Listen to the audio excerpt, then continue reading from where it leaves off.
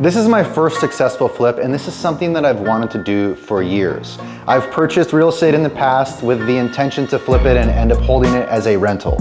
This home that we're in now, that we are about to close on, I bought with the intention to flip it and have actually flipped it and made some money on it. And I know what you're thinking, Shane, was it worth it? Did you make some cash? What do those numbers look like? So I want to be very transparent with you guys and show you all of that now. So I initially ended up purchasing the property for $219,900, and then I ended up selling it 6 months later for $385,000. Now you might be thinking, damn, you just made $165,000? Well, not exactly. Now this is the first time I ended up leveraging private money, aka hard money, to purchase this property, and it did require 10% down. So I ended up putting $40,000 of my own cash down for the property. Now the entire renovation, I spent a little bit over $100,000. There's a couple areas that came up that ended up costing me way more money than I had originally anticipated. Starting with the pool, the budget on that was originally $8,000 and I ended up spending $15,000. There's just some issues that we couldn't get around.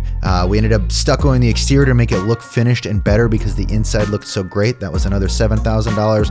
And then during inspections, we found out that the property had termites, and so to get the house treated was another $2,500. I also made the mistake of adding high-end appliances, which ended up costing me $5,700 at the end of the day.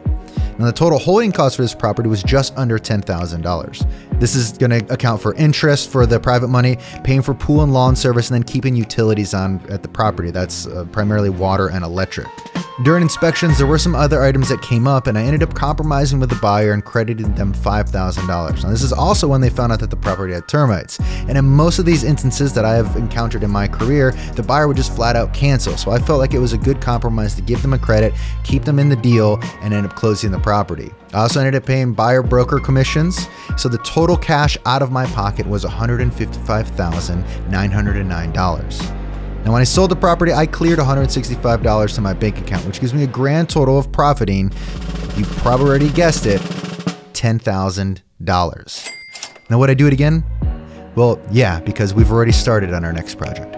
I learned a ton about flipping, how to flip, how to actually get a home from the condition that we first bought this one in to what it is now and sell it quickly. And this experience has allowed us to steamroll into our next project, which we have already begun. It's right down the road, and I'm applying the lessons that I've learned here, where to save some money and how to even make things a little bit quicker, and we're applying that to the new project we have, and I'm excited to save some cash on the actual renovation itself, get it done faster, and again, learn more.